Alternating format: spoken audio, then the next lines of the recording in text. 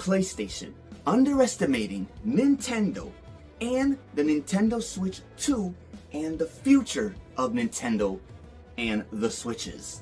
Alright, PlayStation, you sleeping on the Switch 2 and what it can do will be your downfall. Alright, listen to me, okay? Yes, the Nintendo Switch 2, its graphics still is not as good as the PlayStation 5 Pro, and it won't be as good as the PlayStation 6. We get that. But the fact that you guys keep sleeping on the Switch 2 and not taking it seriously or see it as competition will ruin you in the future. Alright? Now listen to me, alright? The one guy that used to work for Sony PlayStation, alright, of something Yoshida, don't really care. I just care about your last name, Yoshida, and the fact that the first half of your last name, Yoshida, Yoshi, is a Nintendo character, which is, I find that very hilarious. Yes, Mr. Yoshida. He used to work for PlayStation, alright, for about 11 years. Okay, so he knows the in and outs of PlayStation and Sony and everything of what it does and what they've said and what they think of Nintendo and everything. Alright? He just did an interview not too long ago on the Kid and Krista, podcast show, whatever they have on YouTube. I follow them, they're really cool. And mind you, Kid and Krista used to work for Nintendo for 10 years.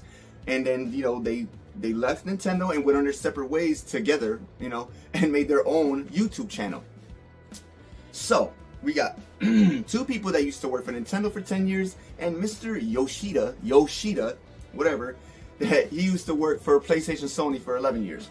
He was a guest on there and talked. And he said a lot of things, which a lot of Nintendo fans did not like or agree with.